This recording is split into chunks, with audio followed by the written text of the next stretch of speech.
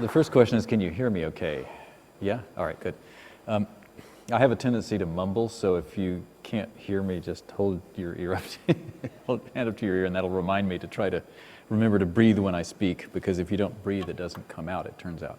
So, all right, so the thing that I've spent my life trying to do is manage to find a way to make a computer be a usable musical instrument, right? And that is a very specific point of view, I later learned. I just thought it was kind of the obvious thing that you would want to do when I was a kid.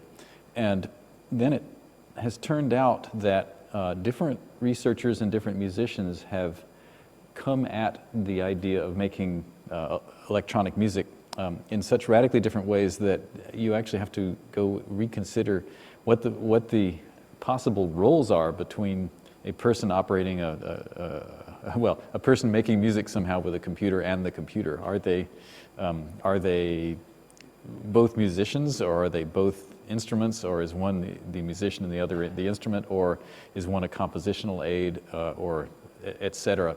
And it's turned out that that a great deal of the diversity of electronic music research and production today is really in that question of roles. So what I want to do is start out with a historical introduction to some ways that people have come about doing this. I'm not going to dip back into the pre-computer days, which are actually really interesting, but it takes a lot of effort and time to explain what could possibly have been going on then. But assuming that you had already made the decision that you wanted to use a computer to make sound as opposed to some kind of analog or physical instrument, then that brings us into the period of time after about, by some counts, 1957, when Max Matthews wrote the first so-called sound compiler, the first program that you could run on a computer that would make sound, digital sound, that would make a digital sound file that you could then carry over to a converter physically and stick it in there and then make a monaural 16 kilohertz bleep or bloop out of it, right? That was 1957. So computer music, as I now understand it, is really about 2 years older than I am. I'm born in '59.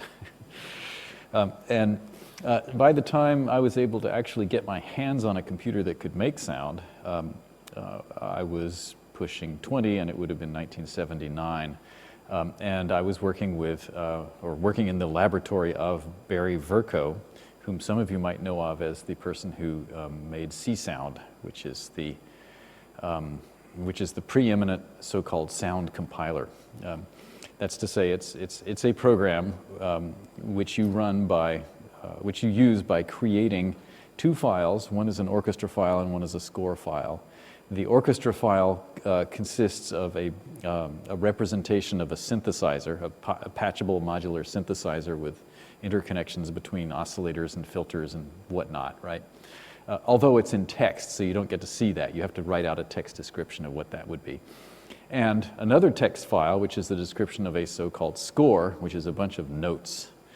And the model there, and I don't have anything to show you this, but you know, I have lots of files, but I don't want to show them to you right now. But the idea there was, here's a model of computer performance, if he likes it. The orchestra is not a bunch of humans, but is in fact just a machine, just an instrument, just a musical instrument. And the score is a bunch of so-called score cards, which are lines which initiate notes that are going to be played by the instruments. And rather than having a human conductor, whatever you say, guiding a bunch of, possibly a human conductor, possibly not, guiding a bunch of humans who are holding instruments, who are looking at a score. Instead, the model is there is something out there in the ether that is throwing the score cards at the musicians, who each time they receive a score card is obliged immediately to play a note, right? So this is a radical departure from how we understand musical practice to be, and yet it was a good way to make predictable bits of what you would call tape music now, or fixed media music, where basically you didn't have a live performance aspect, you simply had the necessity to make a recording that would be considered music. And that is already a construction because, of course, music didn't initiate as a recording at all. Recording technology is only perhaps 200 years old, and music is, of course, many thousands of years old, or maybe a million. No, many thousands anyway. So, so the idea that music consists of a thing that you put in a record player and listen to is a modern invention, and hence the whole model of taking a computer and tasking it with creating a thing which is a musical recording is at 2 degrees of separation from the actual act of music making, as humans have invented it and practiced it long before computers, right? And long before recording. Sorry. If any of you disagrees with any of this stuff or wants to have me elaborate or complicate the situation, just stop me and ask a question or object to something. I don't mind. I'm very opinionated, by the way, and you don't have to have the same opinions as I do. In fact, you probably shouldn't. Yeah. So what I want to show you now is a 38-second clip of a I'm sorry if some of you have seen this before, a thing which dates to 1984. It's a 38-second clip of Barry Vercoe again, in a room with a flute player, Larry Beauregard, and they are going to play an excerpt of some random Handel sonata for flute and harpsichord, and the flute player is going to be playing a real flute, and the harpsichord is going to be a really bad-sounding computer playing harpsichord sounds in real time, right? I can tell you about the computer and all that stuff if you want. I actually was able to get my hands on one too one time. Yeah, so let me play this, and then you can wonder at it. Here we go.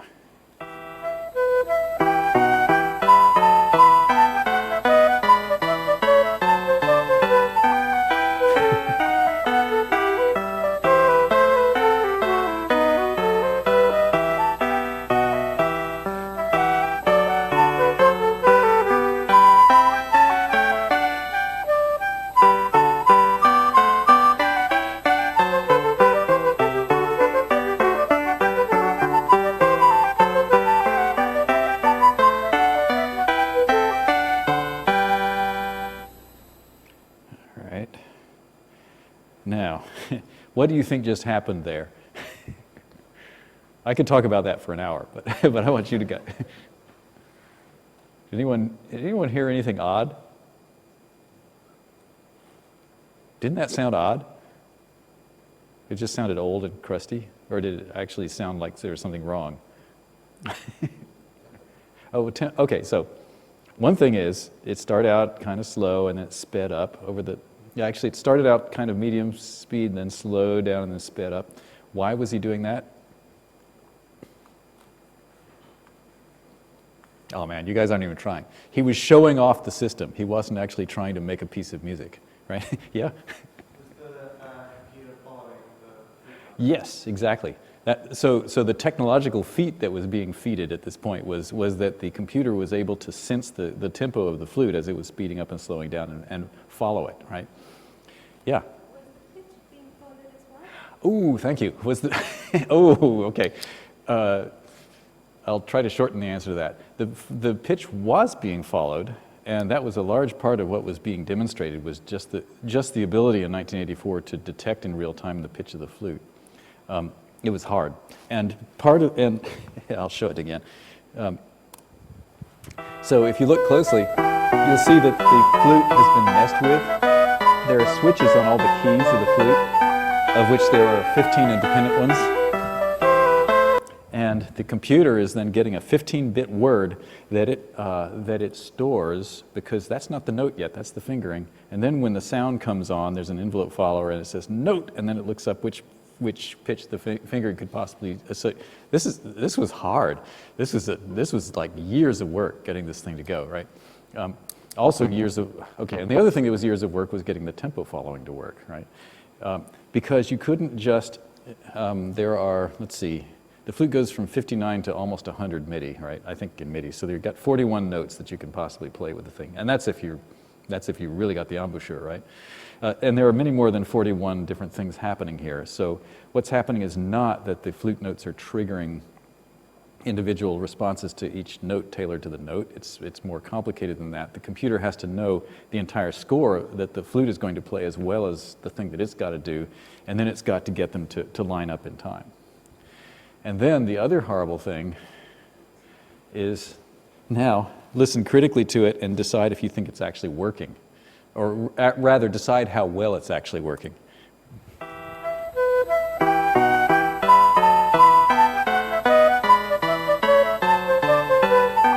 Flutes. I don't know how to say it. The computer's rushing, that's what I want to say. And now the computer's trying to catch up.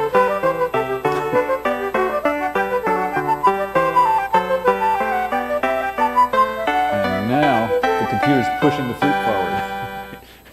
Okay? This is clearly not how it actually happens when two humans play together, right?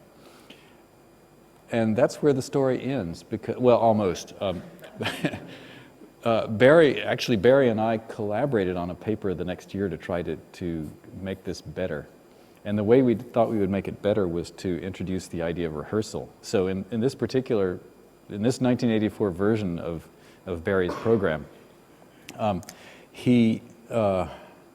every single performance was de novo, was without any memory of the previous performances, and so the computer simply had no idea whatsoever about what the flute player was going to do. Right. So the next thing was, well, maybe it's the case that that a human would have this roughly the same interpretation of the piece from trial to trial, so that if you remembered an interpretation of the piece, then you could use that as the sort of baseline that you would then regard the new performance as deviating from, right? And so we did that, and it worked about 10 times better, and it was still not musical. Okay, what was 10 times better was that you didn't hear the thing rushing and dragging anymore, but what wasn't working was that what we ended up doing was essentially taking all the freedom away from the flute player, because if the flute player didn't play pretty much the way the computer expected, it was going to still trail it. It was still going to miss the momentary timing changes, and therefore you might as well be playing to something that wasn't reactive at all. So we didn't get anywhere. Or to put it another way, it made a great demo, by the way. To put it another way, if you, whoops, let's try this. So here's a way you can represent the problem or the situation. So you got time, it's moving along, right? And so what we're doing is moving along horizontally. And now what's going to go on is there's some sort of collection of notes, which are scored notes, which happen irregularly.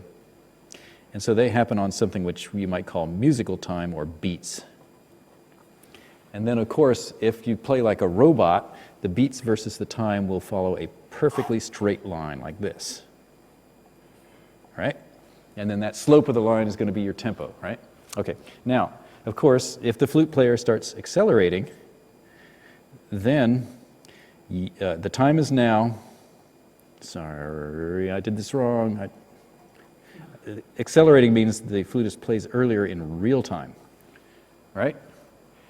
But you, the computer, had already planned to play the note there, so the best thing you can do is just play it as soon as you hear the flute player, which means you're going to jump on the flute player's note when it's early, right?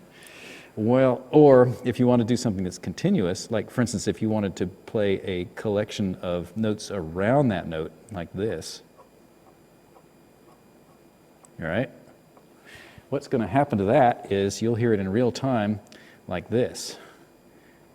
Let's see, you want to do this, but instead you had to do this. And now what are you going to do with the other notes? You're going to do that. Okay, and then of course, if you think about it some more, maybe tempo is a continuously increasing, well, oops, it never goes backward. I didn't do that right. But maybe it's a continuously changing slope. And in that case, every single prediction that you make is going to be wrong. That prediction goes there, and that's wrong, and this prediction went there, and that was almost right, but this prediction went there, and that was wrong, and so on, right? So essentially, you're perpetually going to be trying to predict what a human is going to do, and it turns out that you simply can never predict what a human will do. Now, that's something that machine learning is good at, right? Okay, we'll get into machine learning a little bit later, and I'll bash it, but not yet. The thing about machine learning is it's good at predicting a 5 or maybe sometimes 10% greater propensity that you might buy a breakfast cereal compared to a can of beer, right? And that's a thing that you can measure, and even that 10% difference in predictability that you can get just from a human's past behavior will earn you billions of dollars if you're Amazon.com, right? So you win. They are just thrilled with AI, right? If you're actually trying to predict where I'm going to be 30 seconds from now on this floor, you will fail, right? And the computer will fail too. AI will fail, but natural intelligence will fail just as bad. Humans are unpredictable. And so this whole thing was basically not going to work. Simply for the fact that even though it's cool, it is not based on a good model of what musicians actually do when they play a piece of music together. Now, and then you hit this. The next problem is going to be this: you're going to watch two or three human musicians sit down together and try to play some piece of ensemble music and be together and make it be musical, and you'll see what happened, and you will not be able to know how it happened. There is no way, there's no set of electrodes that you can put on a harpsichord or flute player that can actually tell you why they're making the decisions they're making. And so this aspect of music making is probably permanently outside of the scope of science. It is simply not the case that a scientific experiment will ever shed light on the truth of the matter, and it's also probably not the case that any technological advance will ever make this thing really be a musical properly musical tool. And yet it's cool, right? It's worth doing and the reason it's worth doing and was worth doing is because it actually shone light on the fact that there is something that is very well outside of the scope of scientific research that is worth thinking about and worth understanding, because you'd like to know how to teach people how to perform together, and you'd like to be able to learn yourself how to perform together as a group. And so far, my only answer is nobody knows. Nobody knows what goes on. Although I can tell you some things that the computer didn't have that humans do. One is the sniff.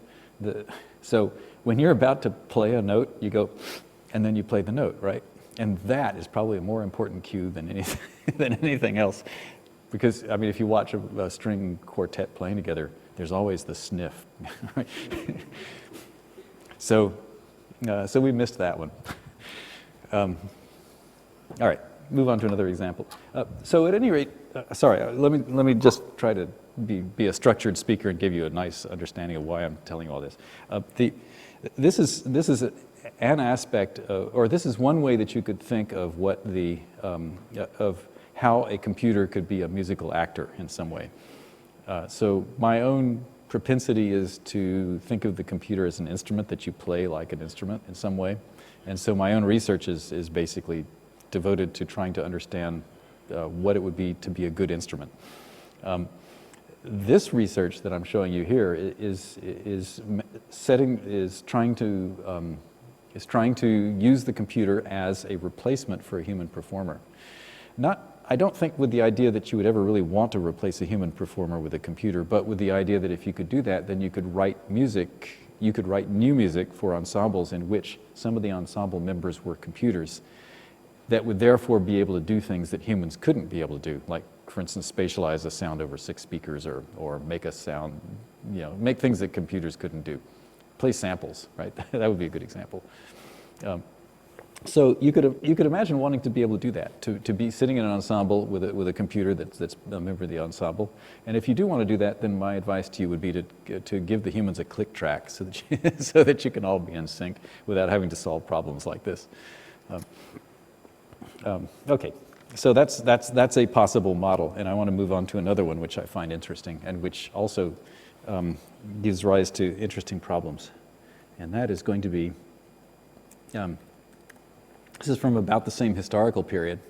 So I'm going to show you a little bit of George Lewis playing his very famous piece called Voyager. It's not a fixed piece of music. It's an improvisation, and it has existed since, I used to know, since I believe the late 70s. It's called Voyager, and it's for a human and a computer-played instrument. The instrument, at least as it's currently conceived and as it has been played since, God, is that 40 years? That's 45 years ago. So this thing has existed for 45 years. George is still playing this thing.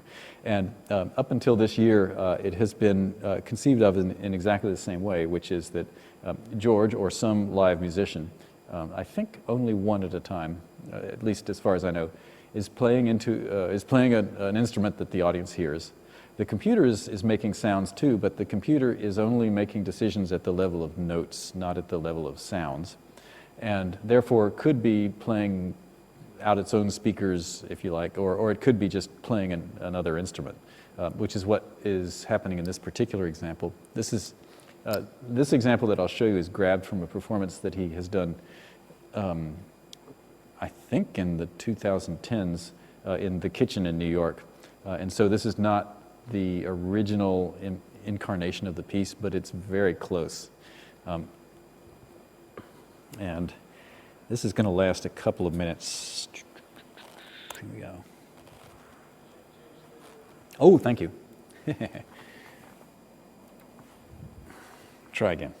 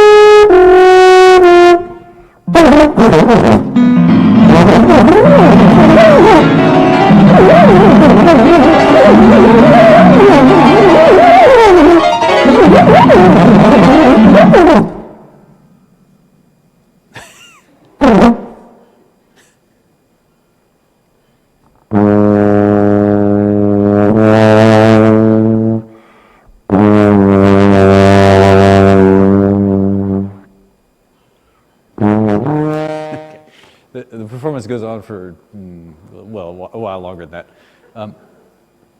Okay. Let's see how to get into this. Okay, so they're improvising, right? No one wrote the thing. Another thing about it is that George's playing is not really very notey at all. So it's not like what you heard Larry Beauregard play at all. It's noisy, right? Ornery even, right? And one thing that you get out of it is that there is clearly some kind of interchanges going on between the trombone player George and the computer playing the piano, right? So the piano is being played by the computer, and the video is nice because you get to see this Beethoven and Liszt score on the piano, which is not what's getting played at all, right? And also you get to see the computer, which the audience was able to see, right?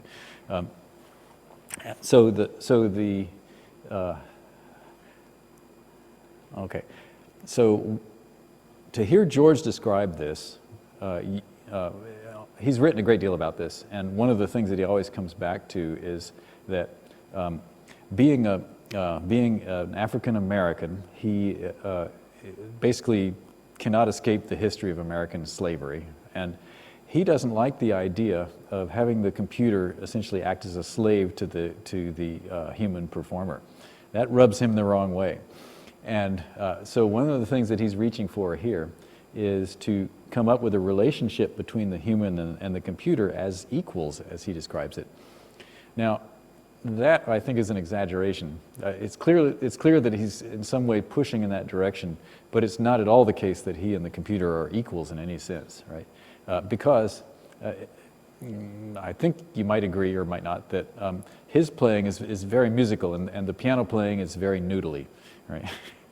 And why is that? Well, that's because he's got 10 to the 11th neurons in his head. And that's much more than the computer has transistors. The computer is pretty stupid compared to George. So George can actually make, musical kinds of play, and the computer is really not there. In particular, there's no machine learning even involved in the computer. And in fact, I think machine learning itself is pretty crude compared to human thought. But in this case, the computer is running a program that George has written. At least he wrote the beginning versions of it. Now he writes it in collaboration with an assistant, Damon Holzborn. The program is actually in Max now, although the original program predates Max. He's redone it many times over the years. But he's always come back to the same way of approaching the problem, which is this. He considers his kind of synthetic performer. The term actually is due to Barry Verco, and he doesn't use it. But his performer that he made, it consists of a thing that listens to what he's doing and a thing that reacts to it, either in response to the listening or as a way of provoking the human into doing something. So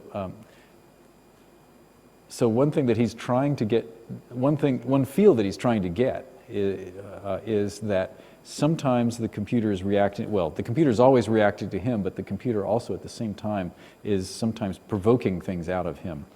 And so in some way the roles of the two as improvisers are symmetrical. This is a thing that you can perhaps only do in the context of free improvisation, right? Which is the polar opposite of that nice little Handel sonata thing that Barry and Larry were playing. So in this case, I think this model only works almost in the absence of a overall structure of the piece. And the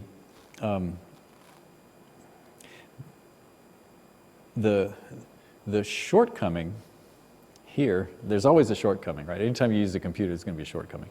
The shortcoming here is that the machine knows how to provoke and knows how to react, but what it never knows how to do is stop the piece. Which is a telegraphic way of saying it doesn't understand form at all. It only understands the moment. And the thing that human improvisers have that the computer does not have, or a thing that the humans have that the computer doesn't, is the ability to think through the overall shape of the piece over time and make it have a meaningful and distinct beginning and middle and end, have it go from one place to another. And so there's this feeling in Western music anyway that music should be a trajectory. You should land at a place that's different from where you started out, right? The music should throw out a proposition and then develop it and then conclude, right?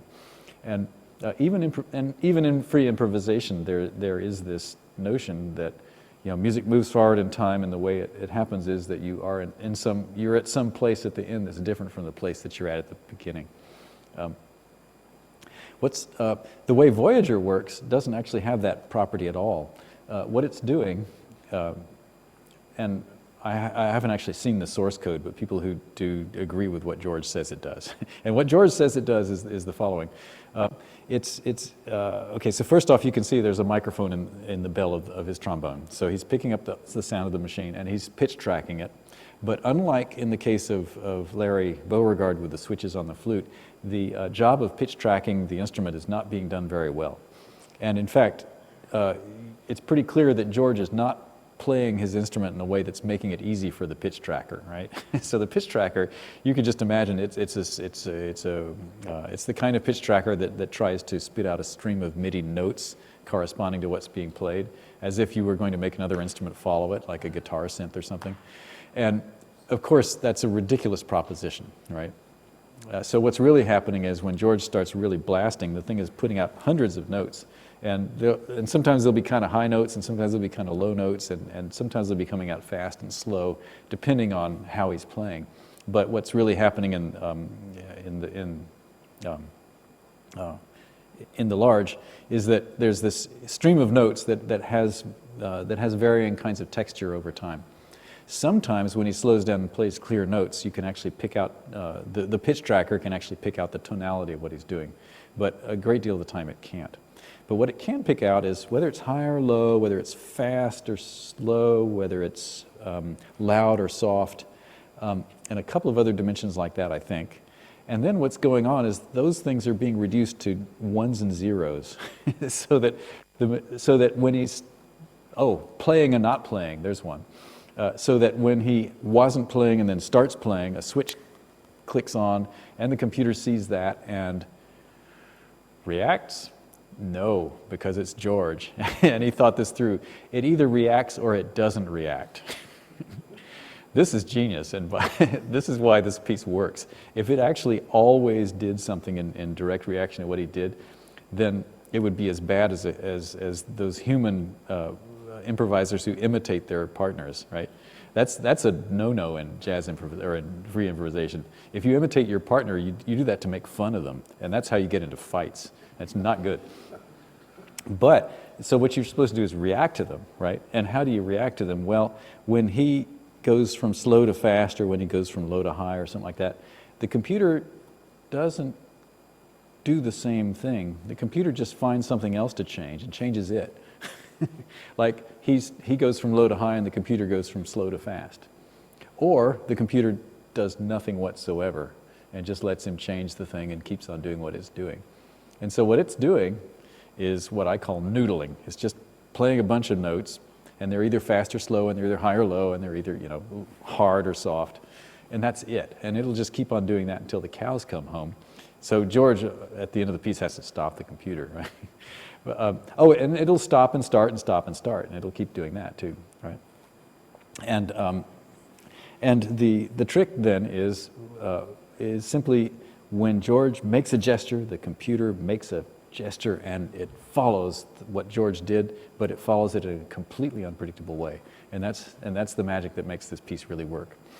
Furthermore, when there are no changes in what George is doing, either he's not playing at all, or he's playing something but he's not actually changing any of the things that the computer's listening for, then after a period that's, I think, 10 seconds, the computer gets bored.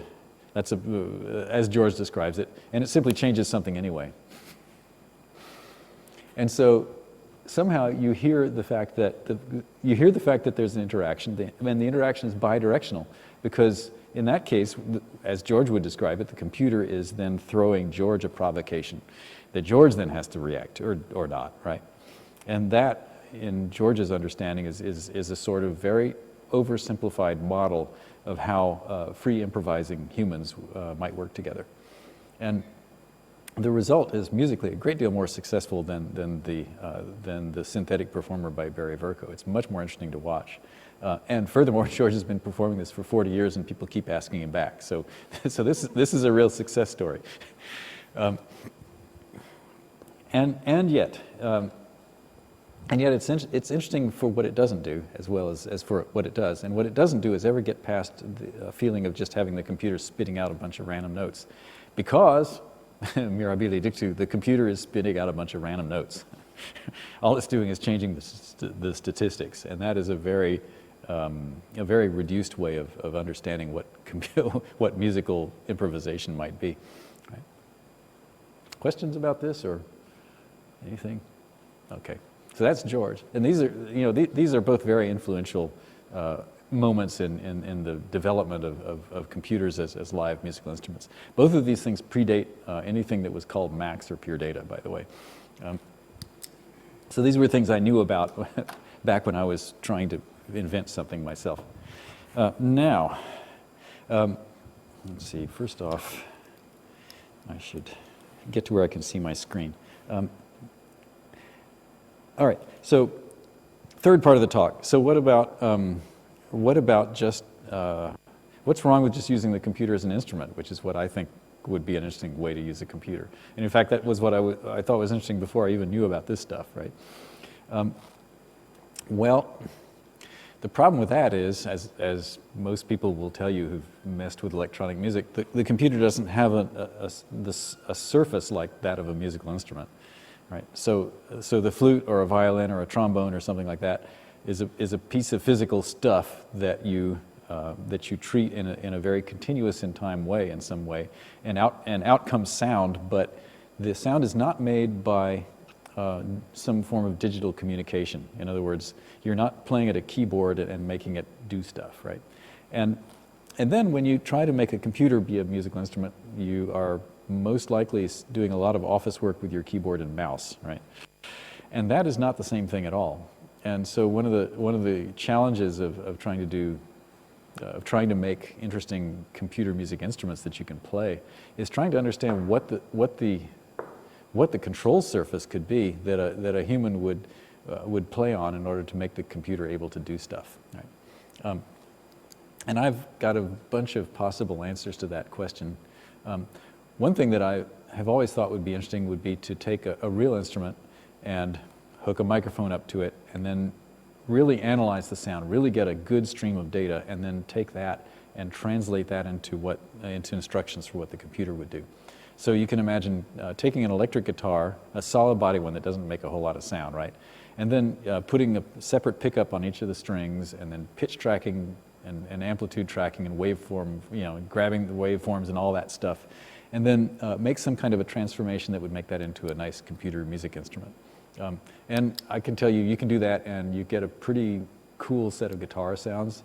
You don't get anything that will act any differently from basically how a guitar acts, but at the same time you get a great instrument for playing rock and roll on, so maybe it's worth doing it that way.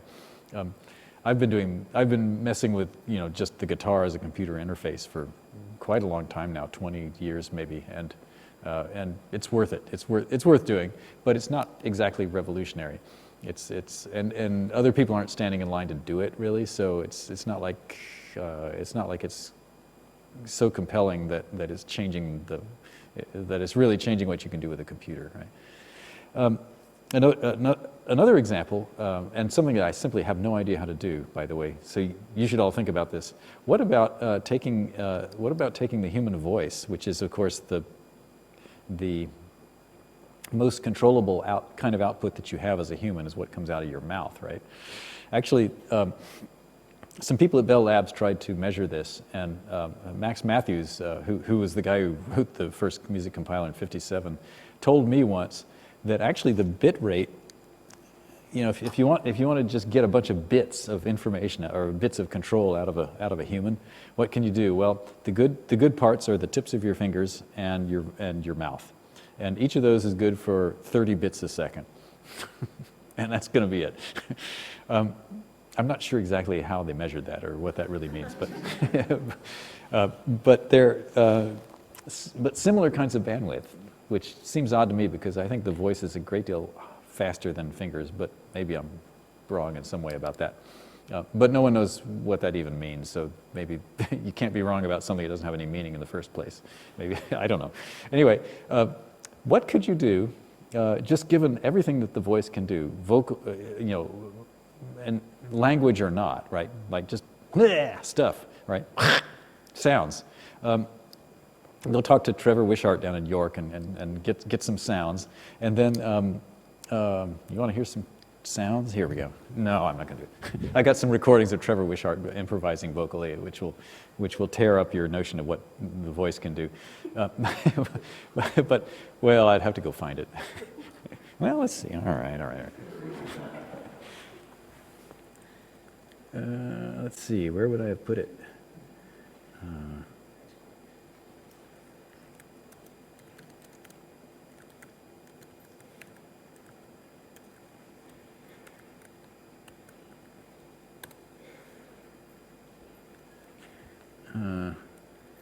Maybe it's here?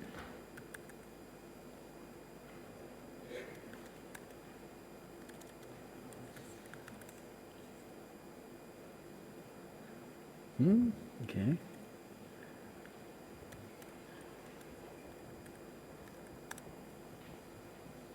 Okay. Audacity takes a while to start up because it gets very confused about Linux. I'll see if we can get this out in a second. So at any rate, this is going to be impractical for a very important reason. It's very hard to make sound with your mouth without making sound. And therefore, if you imagine this as a performance, you have a problem because you're not ever going to be able to turn off your watching the performer who is making sound, which is going to be mixed with whatever the computer is doing. And so that makes it hard to understand how you would transform this in a way that, that would actually work as a separate instrument. But let's see, is this what I'm looking for? Yeah, okay, here we go. Yep. Now, how do we get that to come out the... So let's pause and play. Oh, no, I said pause. Ah, okay, are we paused? And now I have to do this. Sorry, Linux. And then I can go back and unpause.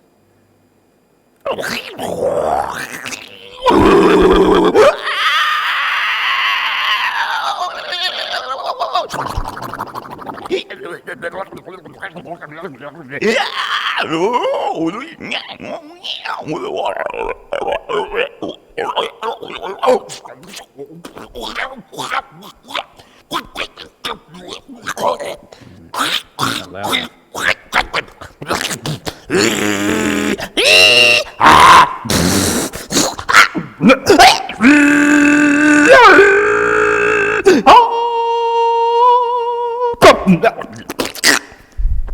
Okay. All right, that seems like that's a good control surface. If you get tired of doing this with sliders, think of what you could do with that. Now the problem with this is that I don't think anyone has any idea what to do with it. I certainly don't, and I've tried. I've thought of all kinds of stuff that you could, that you could do that would make this thing drive a computer music instrument and make something come out that then you could learn how to play as an instrument, right? So that you wouldn't be stuck with that, but that you could do your own, right? Because that's because you'd want to give it musical form, right? And I can't figure it out. So I hope one of you will think about this and figure it out. So yeah, but at any rate, let me show you one thing that seems to be a possible direction, and this is going to get into machine learning for a second. And this is an idea that's from the it's from the early 1990s. So again, I'm not going to be telling you anything new. By the way, am I watching time? Okay, I have just enough time maybe to give you this as an example. Okay, I don't want to save that. And I'm going to say, oh, I'm in the wrong directory now. Okay, I'm going to skip ahead. What? Oh, no, I don't want to play that. There we go. This is, I was already talking to one of you earlier today about this, but this is an idea by Sam Pluta, who has designed himself a synthesizer that it has about 200 parameters, and so he can't play it. But he can make all kinds of wonderful noises in the studio because he finds his way to a nice sound. And so what he ends up doing is just making his way to a preset. In other words, if he finds a sound and then he remembers it, and then he finds another sound and remembers that, and then he decides to teach a neural net how to regenerate these combinations of controls, right? And so what he does is he gives himself a pair of physical joysticks. And what he wants to be able to do is navigate around this space of all the possible wonderful things that he can do with his machine, with his pair of joysticks, right? So I've made a very crippled imitation of this, just using an additive synthesis instrument. So what I've built, let's see. First off, I don't know if I can even play this. Like, where does the sound come out of this patch? I didn't think ahead.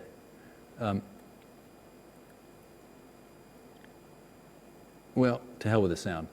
You'll see. It's not going to sound good anyway. Here is, what's happening down here is it's a bunch of amplitudes that you would give to the harmonics, the partials of a sound, as if it was a Hammond organ with drawbars. So I don't know if they have Hammond organs anymore, but you get these 8 drawbars that are the strengths of the first 8 harmonics of the sounds that you play on the keyboard. And of course, that should be everything that you need to make any kind of sound in the world, right? And then, of course, when you try it, you find out that it gets you not very far at all. And now, what's going to happen is we're going to teach a neural net how to recreate 5 data points that I'm going to give it. And in fact, I've already made the training file, so I'm going to cheat and just load the training file and show you what it does without trying to train it yet.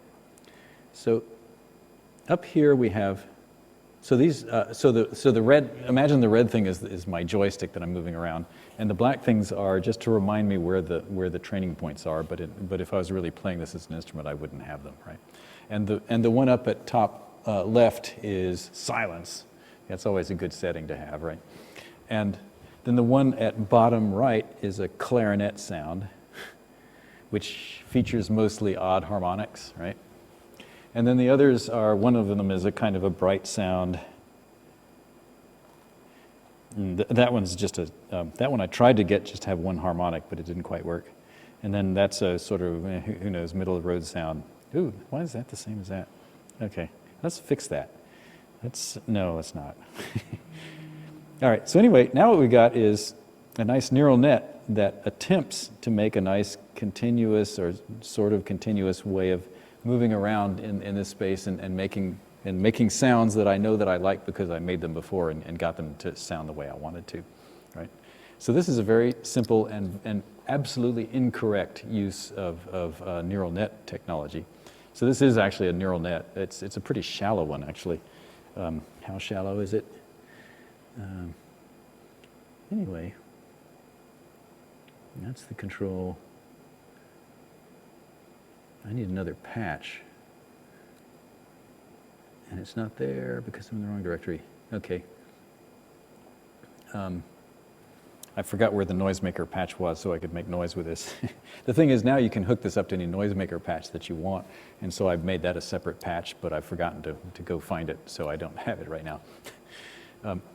So at any rate, what's going on there is there's no notion of time at all. So the interesting thing about what was going on in the earlier examples I showed you, the Barry Vercoe example and the George Lewis example, was that the computer is actually concerned about time. Here, what's going on is there's no attempt to mess with time at all. In fact, what it is simply a one-to-many mapping between some inputs and some outputs that's simply a function. And what kind of function? Well, it's a neural net, which is a bunch of functions like this. Let's see, switch.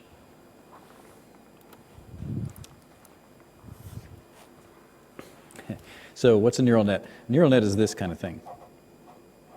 Each neuron is a sum of a bunch of inputs, each of which has a bunch of coefficients, which might be negative or positive. And then this sum then goes into a saturating function.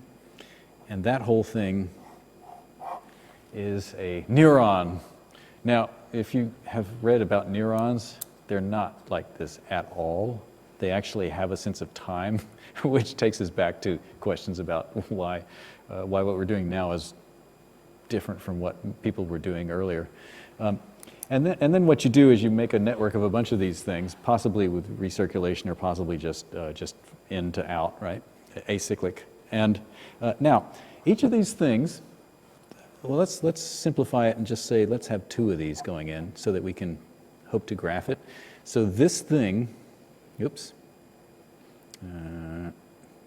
this thing is a function which we can pretend to graph, right?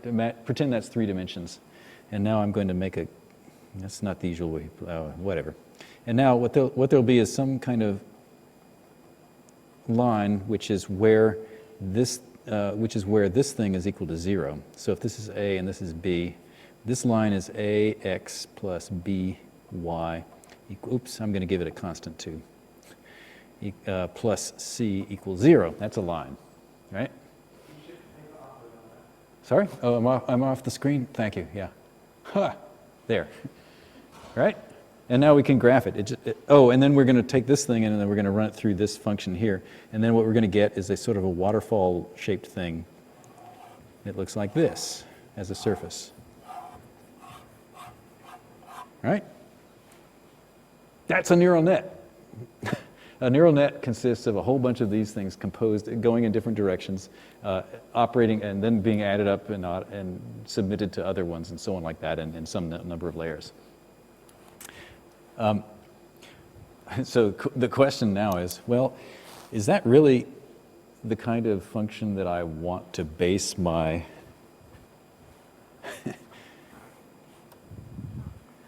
my thing on?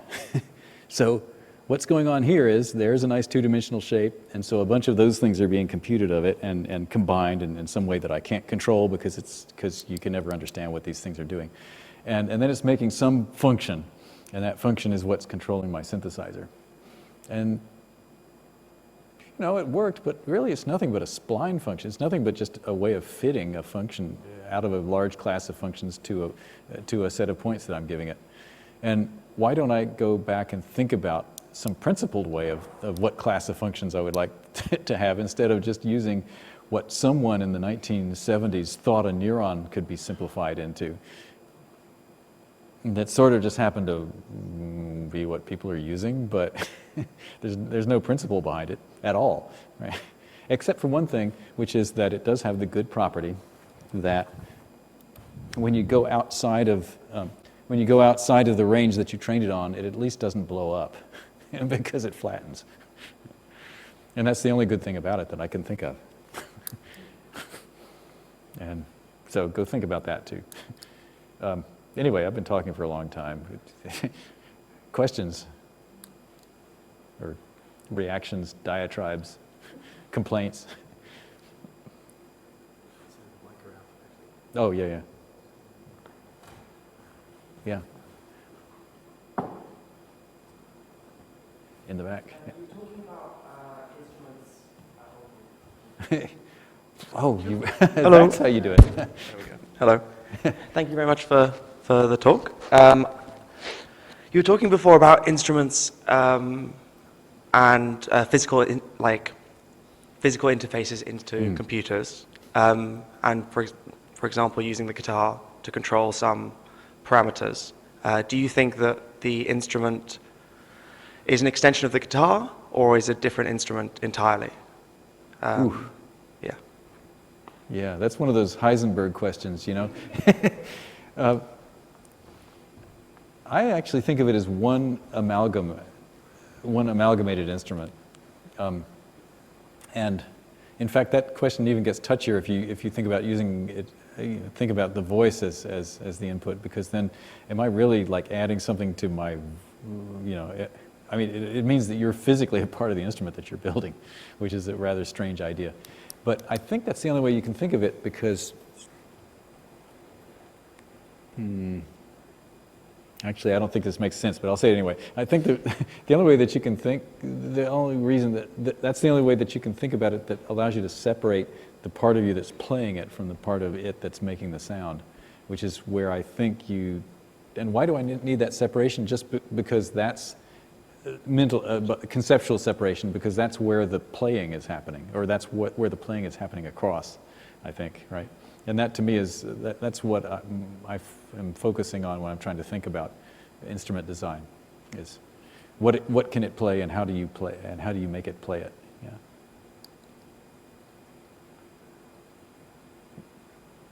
Yeah. I seem to have put everyone to sleep, yeah. Now this is a problem. If someone's holding a tablet and then expected to catch a thing, it's not so good. Hi, thanks again for the talk. I have a bit of a, not this talk-related question, but a general question, something that I picked up from one of your previous talks that I've been following. And in the past, one of the talks you mentioned that this is not the right time to research on the sound environments because it has already been done quite a bit with Audacity and everything. Oh. And you mentioned that it would be better to look into plugins. This was 12 years ago. So what do you think right now, what is the best thing to research on according to you? Yeah, right. So if you're trying to make new musical tools, do you make environments or do you make plugins? Yeah. I'm going to give you an answer that contradicts itself. I still think that the cool thing to, I still think that the most effective way to work now is by developing plugins in some way and not environments. But at the same time, I'm spending time right now working on an environment. So I'm working on pure data, trying to get it to behave. The related thing that I should say is that it's not very good yet, but I have put out a preliminary version of a thing called Pure VST, which is pure data as a VST plugin, so that you can plug it into your favorite DAW. So that, yeah, I guess that's sort of evading the question, right? Because that's an environment and it's a plugin. Maybe that's the answer. Maybe the thing to do is just by trickery, avoid the question altogether. Hey, it's a question to sort of following up with the pure data patch that you showed at the end, where you're sort of using this XY plane to interpolate between different positions that are sort of predetermined. Or different settings, if you like. Yeah. How would you sort of like approach finding sort of musical, sort of performative sort of actions in the controls there? Like, how would you turn something that's an XY plane into more of like a musical instrument? Like, yeah, I'll see if I can. Well, there are two levels on which I would answer that, or at least try to answer that. One is get a joystick and just practice with it and see if you can make it do cool things. Yeah. But the other thing is, I don't think a joystick's a terribly good interface either. And one of the things that I've been doing is working on just hand shapes. So you can get, there's several things, but the one I'm using is called a leap controller, which is a game controller, which is just a 3D camera that can pick up the positioning of your hand if you hold it above it. And so you can pick up the angles of all the joints in your fingers. And pretty fast and decently accurately, although not perfectly robustly. Right. And so one of the things that I'm working on now is trying to understand how to take hand shapes and turn them into synthesizer settings in some way. Or maybe just into timbres themselves, I'm not sure. But again, I keep trying things and then they fail, and so I don't think I'm really there yet with anything. That's cool.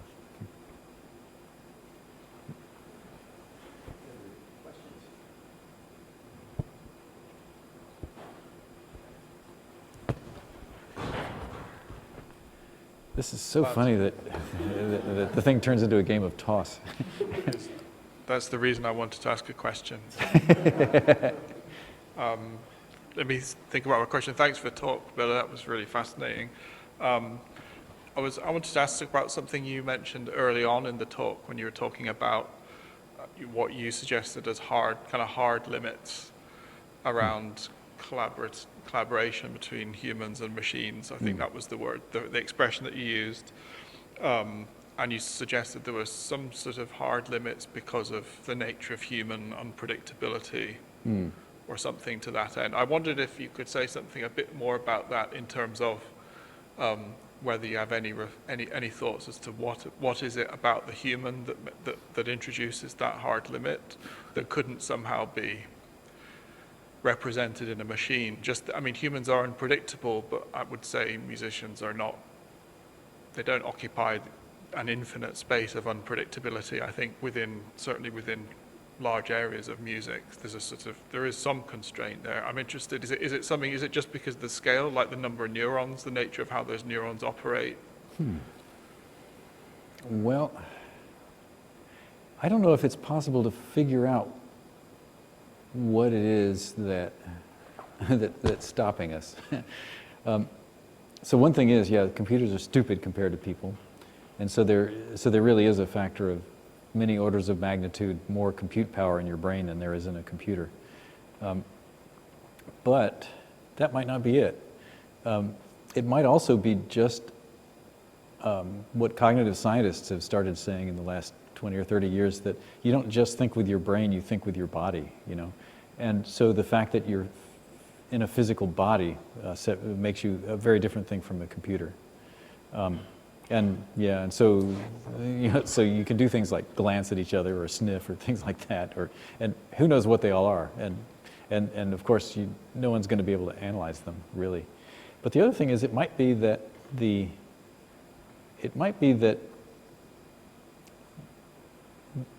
even if what you do when you're improvising is unpredictable, what you do when you're playing a score is at some level predictable, even though it can vary. But it might be variable along predictable lines in some way. You know, it could be that a very good player, or two players who understand each other very well, actually don't predict what each other will do, but understand what each other is going to do because the variations are actually very stylized, and they're stylized in a way that can be communicated. Maybe. I hear that, I think, in classical music. In improvisation, it's much more complicated, and I don't have a good answer at all. Thank you, that Yeah. was interesting. Good luck collaborating with an octopus. Yeah. Thanks. Hello. Yeah, thanks for the talk. I just had a quick question about the control of musical instruments and interfaces in a live environment.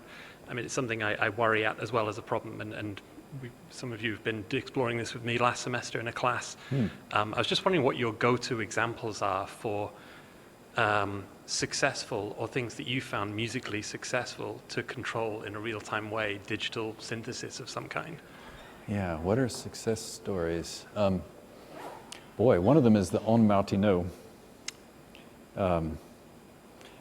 Thomas Addis wrote an opera called The Exterminating Angel that has an En Martineau in the orchestra pit, and it is sublime. It's incredible. And I don't know if that's because, I don't know what makes it sublime, but it just works. So that would be one thing I would look at. But that works with a very specific kind of musical writing. And if you were wanting to like play some jazz, it would not be, well, I don't know actually. Anyway, I could imagine, well, for instance, do, re, mi, fa, so, it's not going to be very interesting. But doing things of the order that Thomas Addis wrote for it, it just made it terrific, right? So that would be one wonderful example. What's another?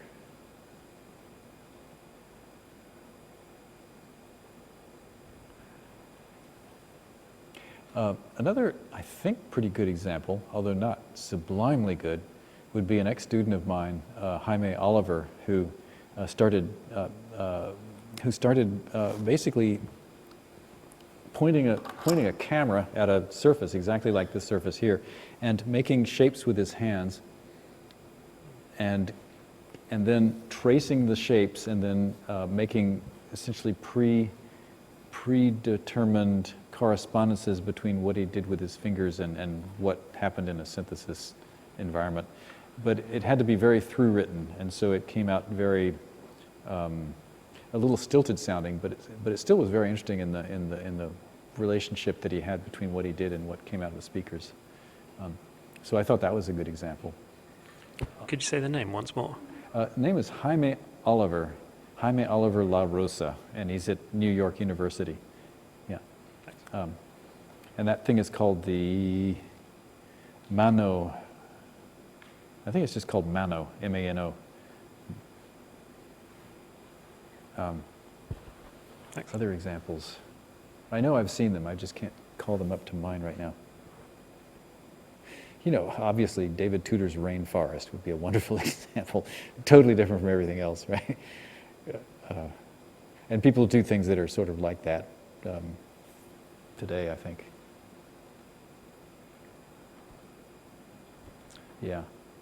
One thing about those three things is no two of them are anything like each other.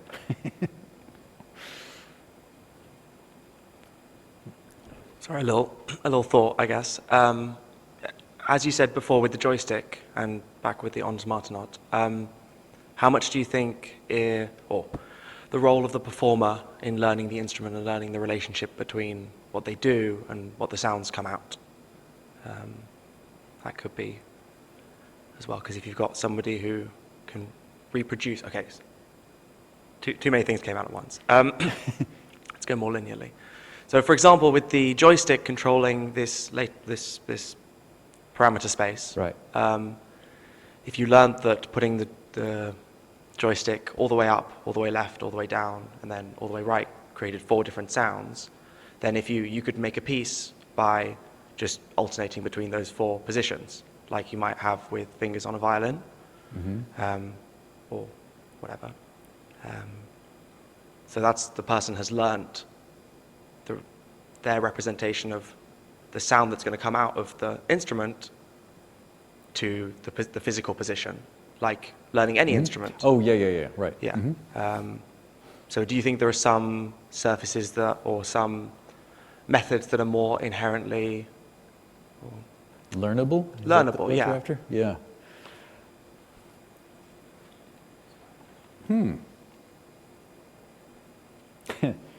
Well, as someone who's tried to play a violin, I don't think that's learnable at all.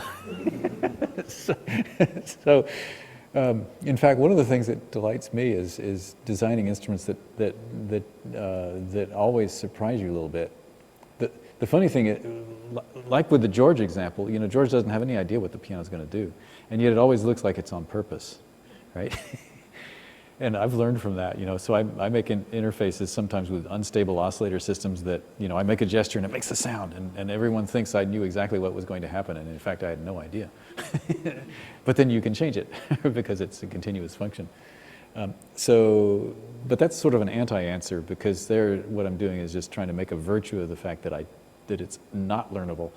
But that in itself is like a model of an instrument, like making a gesture, then if you know something is going to happen, right, even if you don't know exactly what's going to happen. Yeah, and what you can learn is how to make a performance out of that, right? But it's much harder with those kinds of, well, with the joystick it's easy to know that, okay, I'm kind of lost now, so I'm just going to do this and get a sound I know. But on the other hand, to be able to reach into the space of sounds and get, find the ones that are in between that you can make something musical out of. It ought to be possible to think synthetically about how to make that learnable, and in fact that might go back to the design of what kind of interpolating function you really would like to use. In fact, the one that I showed you is horrible. If you look at it, it's really not functioning well at all. I was trying to avoid showing you this, but look at what really happens. The thing is happily being this nice, brilliant sound. It's just moving up and down, but not really changing. And then all of a sudden, flop! It goes into odd harmonic mode. That's not good behavior. And the reason that's so bad is because I'm being sloppy. Well, it's overtrained, actually, to use the proper term. But of course, if I only give it 5 points, I'm going to overtrain the hell out of it, right? It's a complete abuse of the idea of a neural net. And as a result, it's not learnable in the sense that you're talking about at all. It's just wrong. But it's not wrong because Sam's idea is bad. It's wrong because I didn't take the time to try to make it work better. Yes. Oh gosh, yeah. We can go, as far as I'm concerned, we can go on as long as we want, but you guys might get tired. Hey, thanks for the talk. And my question is about the George case you mentioned before. My question is, would it be easier, like, if he can collect some biological data from from George from the trombone player. Ah, yeah.